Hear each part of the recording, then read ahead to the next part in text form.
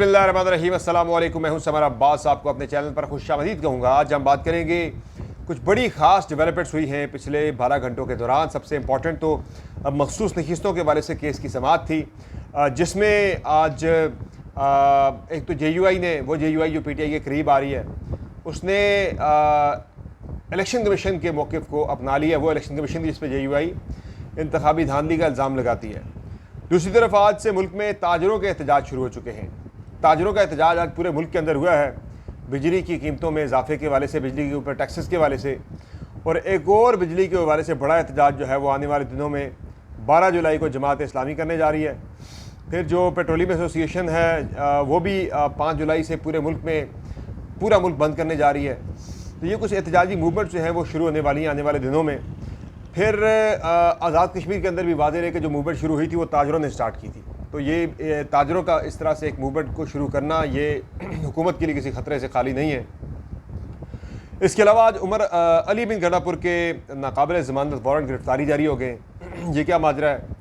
और पाकिस्तान तहरीक इंसाफ ने आज 3 करारदादें मंजूर की हैं अपनी कोर कमेटी के अंदर। एक तो उमर अयूब को पार्टी का सेक्रेटरी जनरल रहने के लिए कहा गया, उनका इस्तीफ़ा नामंजूर कर दिया गया है। दूसरा, पार्टी छोड़कर जाने वाले जो लोग हैं उन्हें गैर मुतल्लिका करार देते हुए कहा गया कि जब तक खान साहब नहीं कहते कोई भी पार्टी में वापस नहीं आएगा। और फिर एक तो ये कह दिया गया जनाब के 3 से 4 लोग हैं पार्टी के अंदर जिन्होंने उद्यम मचाया हुआ है, जो ग्रुपिंग कर रहे हैं, ये आज तहरीक इंसाफ ने मान लिया है। और इनके हवाले से भी कहा गया कि जिनके खिलाफ शोकाज, उनके खिलाफ अगले 7 दिन के अंदर कार्रवाई की जाए। तो ये बड़ा क्लियरली इंडिकेट कर रहा है कि शेर अफजल मरवत के खिलाफ कोई बड़ी कार्रवाई पाकिस्तान तहरीक इंसाफ की कोर कमेटी करने जा रही है। पर्टिकुलरली मुझे लगता है कि उनकी शायद पार्टी रुकनीत को मुअत्तल कर दिया जाए। बाकी इसके अलावा जनाब जो मामला है क्या कहते हैं, गवर्नर सिंध के इस्तीफ़े का मुतालबा आ गया है, और कुछ दीगर इंपॉर्टेंट खबरें हैं जो कि इस वीडियो में आगे चलकर आपसे डिस्कस करेंगे। पहले आपसे रिक्वेस्ट कि अगर आपने अब तक चैनल को सब्सक्राइब नहीं किया हुआ, चैनल को सब्सक्राइब कर लें, वीडियो को लाइक और शेयर करें और बेल आइकन जरूर प्रेस करें ताकि आपको तमाम वीडियोज़ की बर वक्त अपडेट मिल जाया करें। अच्छा, सबसे पहले बात करते हैं मखसूस नशिस्तों के केस के बारे से जो कि सुप्रीम कोर्ट ऑफ पाकिस्तान में आज जारी रही, जिसमें आज अटॉर्नी जनरल ने अपना मौक़िफ़ पेश किया।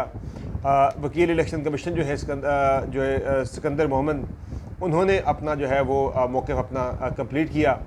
और इसके अलावा जमीयत उलमा इस्लाम फ़े जो है उसने जो है इलेक्शन कमीशन ऑफ पाकिस्तान के मौक़िफ़ को दुरुस्त करार देते हुए इलेक्शन कमीशन के वकील के आर्गूमेंट्स को इख्तियार किया है, अपनाया है, अडॉप्ट किया है। जबकि पाकिस्तान पीपल्स पार्टी ने मखदूम अली ख़ान साहब के जो दलाइल हैं उन्हें जो है वो अडॉप्ट किया है, उन्हें जो है वो उन्होंने ऑन किया कि भाई ये हमारा मौक़िफ़ भी यही है। तो पहले तो मैं ज़रा JUI की बात करता हूँ, फिर मैं आता हूँ जजों के दरमियान कुछ बड़ा अहम मुकालमा हुआ, और क्या सदारती इलेक्शन, सेनेट के इंतखाबात, ये सब उड़ने वाला है। ये एक बड़ी अहम चीज़ है जो कि आने वाले दिनों में होने जा रही है। चेयरमैन सेनेट का इलेक्शन, डिप्टी चेयरमैन सेनेट का इलेक्शन, ये सब कुछ क्या कलअदम हो जाएगा, उड़ जाएगा, ज़ीरो हो जाएगा। ये बहुत ही अहम मामला है। आज चीफ जस्टिस के दरमियान भी ज़रा गर्मा गर्मी हुई उनकी दोबारा से जस्टिस मुनीब अख्तर के दरमियान, और मैं उस पर आता हूँ बाद में। पहले मैं आपको बताता हूँ ज़रा कि ये जो मौलाना फजल रहमान का मौक़िफ़ है, मैं उस पर अपनी राय पहले कायम कर लूँ, अपनी राय आप तक पहुँचा दूँ, फिर मैं आगे बढ़ता हूँ। अब मौलाना फजल रहमान साहब का एक कंसिस्टेंट मौक़िफ़ है, इलेक्शन के बाद के इंतखाबात में धांधली हुई है और इलेक्शन कमीशन ऑफ पाकिस्तान इस धांधली में मुलव्वस है। वो इलेक्शन कमीशन जिसे मौलाना फजल रहमान कहते हैं कि ये मैंडेट चोर है, तो उस इलेक्शन कमीशन का मौक़िफ़ है कि मखसूस नशिस्तें जो है वो मुतनासिब नुमाइंदगी के ख़िलाफ़, कि एक सियासी जमात को उसकी नुमाइंदगी से ज़्यादा नशिस्तें जब कौमी या सूबाई असम्बली के अंदर मिल रही हैं, तो वहाँ मौलाना साहब उसी इलेक्शन कमीशन के मौक़िफ़ को, जो कि ज़्यादती पर मबनी है, उस मौक़िफ़ को सपोर्ट कर रहे हैं। तो ये एक ऐसी जनाब जो है वो मौलाना फजल रहमान साहब का मौक़िफ़ है, एक ऐसी उनकी तरफ से एक पोजीशन है कि वो कहते हैं कि यजीद से भी दोस्ती, हुसैन को भी सलाम।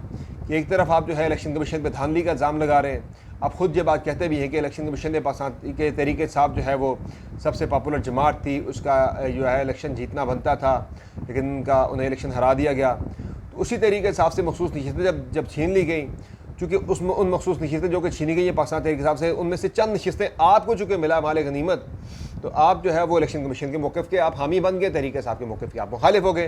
तो ये एक मैं समझता हूँ कि बड़ी अफसोसनाक सूरत हाल है ऑन पार्ट ऑफ मौलाना फजल रहमान, कि जब आप किसी मूवमेंट पे जाते हैं ना, जब आप कोई तहरीक शुरू करते हैं, जब आप किसी मौक़िफ़ पे स्टैंड लेते हैं, तो वहाँ छोटे छोटे जो बेनिफिट्स मिल रहे होते हैं ना, उनको फिर फरामोश करना होता है, उनसे फिर ना पहलू तही करनी होती है, उनको फिर आप जो है नहीं देखते उनकी तरफ मुड़ के। छोटे छोटे जो होते हैं आपके इंटरेस्ट है, छोटे छोटे मुफादात, छोटे से लालच के पीछे। तो ये मौलाना फजल रहमान ने अपनी पोजीशन को काफ़ी ख़राब किया है आज इलेक्शन कमीशन के मौक़िफ़ की हिमायत करके। बाकी आज ये बात हुई जस्टिस मुनीब अख्तर और चीफ जस्टिस के दरमियान, फिर से आज ज़रा जो है ना वो आर्गूमेंट्स एक दूसरे के मौक़िफ़ के अगेंस्ट जो है वो देखने को मिले। और आज बड़ी इंपॉर्टेंट बात की चीफ जस्टिस साहब तो अपने मौक़िफ़ पे डटे हुए हैं जनाब। एक जगह पे तो इलेक्शन कमीशन के जो वकील हैं उन्हें कहना पड़ गया कि जनाब जो चीफ जस्टिस साहब हैं वो जो है ना मेरे मौक़िफ़ को बहुत जल्दी समझ लेते हैं, या चीफ जस्टिस ने कहा जी मैंने आपके मौक़िफ़ को बड़ा जल्दी समझ लिया है। तो फिर उस पर जस्टिस जो है ना अपना ये मंसूर अली शाह साहब, तो उन्होंने ना फिर एक ताना दिया कि इलेक्शन कमीशन के वकील हम सबको साथ लेकर चले, चूँकि हम लोग ज़रा पढ़ लिख के चीज़ों को आगे लेके जाते हैं, हमें ज़रा पढ़ने में टाइम लगता है। यानी वो ये उन्होंने मंसूर अली शाह साहब ने भी आज हिट किया चीफ जस्टिस को, जनाब कि आपने तो एक राय बनाई हुई है कि कानून जो मर्ज़ी कहता हो, तो हम लोग जो कवानीन को पढ़ के अपनी राय बनाते हैं, तो इलेक्शन कमीशन के वकील ज़रा हमें भी साथ लेकर चलें। तो बाकी इसमें एक जो चीज़ इंपॉर्टेंट थी मेरी नज़र में वो ये थी कि आज ये कहा गया जब इलेक्शन कमीशन के वकील की तरफ से पार्टी इंतखाबात कराने से पाकिस्तान तहरीक इंसाफ बतौर जमात इलेक्शन में हिस्सा ले सकती थी, इससे आपका इलेक्शन शेड्यूल मुतासर ना हो। यानी उस पर आगे फिर जस्टिस मुनीब अख्तर ने कहा कि उससे क्या इलेक्शन कमीशन का शेड्यूल मुतासर ना होता। तो उस पर चीफ जस्टिस साहब कहते हैं कि आपने एक मुद्दत में इंतखाबात कराने थे, वो तहरीक इंसाफ की तरफ चले गए, PTI ने तो इंतखाबात करा दिए थे।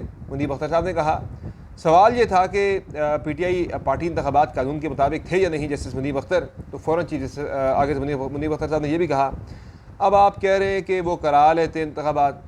तो उस पर चीफ जस्टिस ने कहा जी कि जब गेम खेला ही नहीं गया और ये कहना कि हमने गेम खेल लिया, ये गैर मुनासिब है। यानी वो तहरीक इंसाफ को कह रहे कि आप अगर इंट्रा पार्टी इलेक्शन करवा देते तो फिर जो है शायद आपके साथ ये सूरत हाल आपको दरपेश होती ही ना। तो वो आज भी चीफ जस्टिस साहब अपने उस 13 जनवरी के फ़ैसले को डिफेंड करते हुए नज़र आए। इस पर ओवरऑल जो मैं अपनी राय दूंगा कि क्या इस वक्त चल रहा है सुप्रीम कोर्ट ऑफ पाकिस्तान के अंदर, जो होता है ना कि प्रोपोर्शन का चल रही है, कितने जजेस किस साइड पे खड़े हैं, किसके मौक़िफ़ के साथ खड़े हैं। वैसे आज इलेक्शन कमीशन के वकील ने फॉर्म 60 भी जमा करवाए और उसके बाद फिर बैरिस्टर गौहर साहब ने कहा जी कि जो फॉर्म 33 है वो तो आप जमा करवाएं।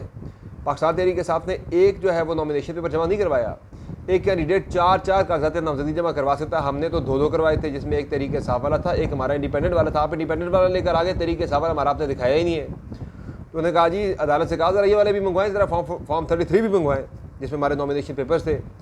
तो उस पर फिर इलेक्शन कमीशन को थोड़ा सा मसला उनके लिए बन गया था थोड़ा सा। तो ये मामला जो है मुझे ये लग रहा है इसमें कि 6 इस वक्त चल रही है।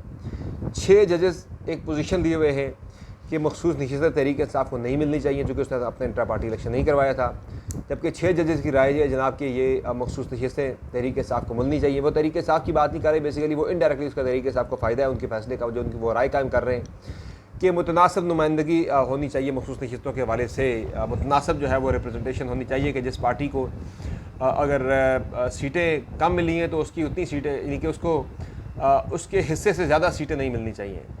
तो अब वो ये कह रहे कि पीपल्स पार्टी की अगर बनती सीटें 6, आपने PTI के हिस्से की 3 सीटें भी उठा के अगर उसे दे दी हैं तो वो 9 सीटों की हकदार अगर है ही नहीं तो सीटें उसको 6 ही मिलनी चाहिए, 9 आप नहीं दे सकते, उसकी तनासुब से उसकी प्रोपोर्शन से ज़्यादा सीटें आप नहीं दे सकते। तो इस पर ज़रा आज बहस रही है। तो इस पर एक मौके पे कहा जस्टिस अतर मिनल्ला ने बात भी की कि सारी ख़राबी तो वहीं से हुई थी जब एक पार्टी को महरूम कर दिया गया था इंतखाबी निशान से, यानी उसके खिलाफ एक फ़ैसला आ गया था, उसके इलेक्शन को जो है वो कलअदम करार दे दिया गया था। सारी ख़राबी वो कह रहे वहाँ से शुरू हुई थी।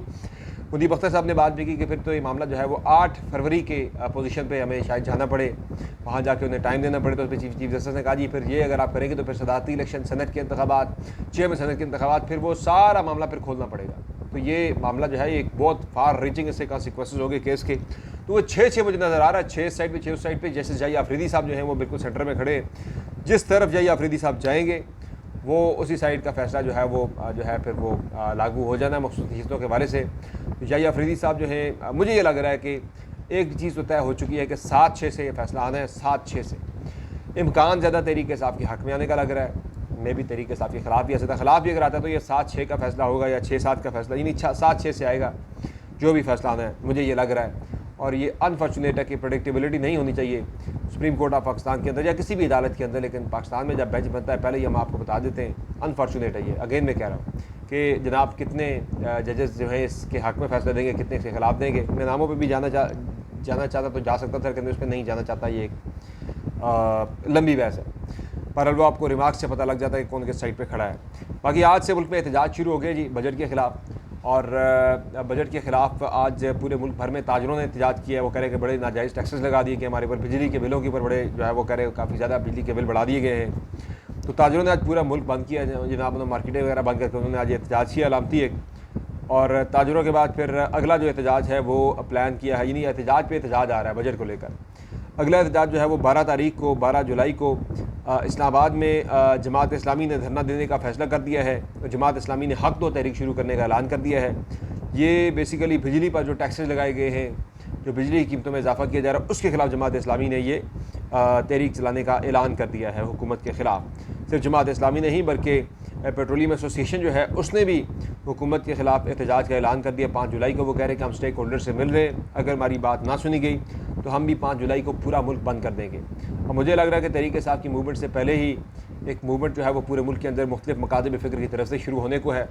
और ये बात मैं आपको आज बता रहा हूँ कि फ़िलहाल जो गवर्नमेंट की खाम ख्याली है ना कि लोग निकल नहीं रहे, ये आप अगस्त का महीना शुरू होने दें, जब तनख्वाहों पे टैक्स कटेगा ना, जब दबा के, और बिजली के बिलों पे टैक्स लग के आएगा दबा के, बिजली के बिल काफ़ी महंगे हो जाएंगे, तो उस वक्त फिर पाकिस्तानी अवाम हर बंदे को ये मसला अपना ज़ाती मसला लगेगा। आज लगता है सबको ना ये तहरीक इंसाफ का मसला है, ये इमरान खान का मसला है, या जमात इस्लामी का मसला है, या ये JUI का मसला है। कल ये शायद हर पाकिस्तानी को अपना मसला लगने लग जाए। तो ये मामला अगस्त के अंदर मुझे लगता है कि मामला ज़रा काफ़ी शायद हुकूमत के कंट्रोल से बाहर हो सकते हैं, इस बात का ख़दशा मौजूद है।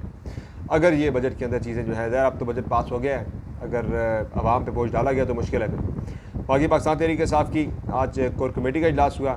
पाकिस्तान तहरीक इंसाफ की कोर कमेटी ने 3 करारदादें पास की हैं। एक करारदाद में उमर अयूब को यह कहा गया कि आप पाकिस्तान तहरीक इंसाफ के सेक्रेटरी जनरल के अहदे पर बरकरार रहें। दूसरी करारदाद पार्टी छोड़कर जाने वालों से मुतल्लिक थी कि आप गैर मुतल्लिका हो चुके हैं, आपका पार्टी में कोई लेना देना आपका नहीं है। जब तक खान साहब बाहर नहीं आते तब तक आपकी पार्टी में शमूलियत नहीं हो सकती। खान साहब भी आके खुद फैसला करेंगे आपने पार्टी में आना या नहीं आना। बाकी तीसरा जो है वो एक सख्त जो है वो पाकिस्तान तहरीक इंसाफ के अंदर डिसिप्लिनरी एक्शन का फैसला हुआ है। जो बंदा भी पार्टी डिसिप्लिन की खिलाफ वर्जी करेगा या ग्रुपिंग करेगा या खुल के इस तरह से पार्टी पे तनकीद करेगा। और ये भी फैसला हुआ कि जिनको शोकाज़ जारी हो चुके हैं 7 दिन के अंदर उन शोकाज़ के ऊपर जो है वो कार्रवाई होगी। तो मुझे शेर अफजल मरवत जहाँ पे जो है वो टारगेट नज़र आ रहे हैं, इम्कान इस बात का कि शेर अफजल मरवत ने ऑलरेडी अपने शोकाज़ का जवाब जमा करवा दिया था कि मुमकिन है कि उनकी शायद पार्टी मेंबरशिप जो है वो सस्पेंड कर दी जाए फॉर टाइम बीइंग। देखते क्या होता है। बाकी अली बिन गंडापुर के आज नाकाबिल ज़मानत वारंट गिरफ्तारी जारी हो चुके हैं और अदम पेशी के मामले पर ATC के अंदर आज उनकी ज़मानत जो है वो मनसूख की गई, यानी नाकाबिल ज़मानत वारंट गिरफ्तारी उनके जारी हुए और अगली समात पर उन्हें पेश होना पड़ेगा, जो कि 8 जुलाई को है गालिबन। ये संगजानी में 9 मई के वाले से जो है वो तोड़ फोड़ का जलाओ गिराव का केस है इमरान खान समेत पाकिस्तान तहरीक इंसाफ के दीगर रहनुमाओं के ख़िलाफ़। बाकी जो मामला है क्या कहते हैं इसको, गवर्नर सिंध हैं कामरान टिसोरी साहब, उससे पाकिस्तान पीपल्स पार्टी ने मुस्तफ़ी होने का मुतालबा कर दिया है। ये पहले भी मसला चल रहा था, कामरान टिसोरी से पीपल्स पार्टी कंफर्टेबल नहीं थी। अब बाज़ाब्ता मुतालबा आ गया है कि कामरान टिसोरी जो है वो मुस्तफ़ी हो और किसी और बंदे को गवर्नर सिंध लगाया जाए। उन्होंने कहा जो तनकीद कर रहे हैं इस वक्त कामरान टिसोरी सिंध घमंड के ऊपर, वो तनकीद बर्दाश्त नहीं की जाएगी। तनकीद देखें, एक तरफ वो कह रहे गवर्नर को हटा दें। पंजाब में आपने देखा लीडर ऑफ द अपोजिशन ने तनकीद कर दी या थोड़ी सी एहतजाज कर दी। मरीम नवाज़ की तकरीर के दौरान 11 अरकान की रुकनीत मुअत्तल कर दी गई। लीडर ऑफ द अपोजिशन को जो उनकी मरात होती है मरात से महरूम कर दिया गया। तो ये जनाब इस वक्त हमारे मुल्क में डेमोक्रेसी का हाल है कि तनकीद जो है वो बिल्कुल भी बर्दाश्त नहीं की जा रही, चाहे वो गवर्नर करे या जो है कोई अपोजिशन पार्टी करे। जहांगीर तरीन की बाकी मुलाकात हुई वज़ीर आज़म शहबाज शरीफ के साथ, बजट के मामलात पे गुफ्तगू हुई, कुछ सियासी अमूर के ऊपर भी गुफ्तगू हुई। और एक चीज़ जो है वो ये है इम्पॉर्टेंट कि जो यानी कि वज़ीर आज़म साहब ये कह रहे हैं कि बजट मुल्क पे इस्तेकाम लाएगा।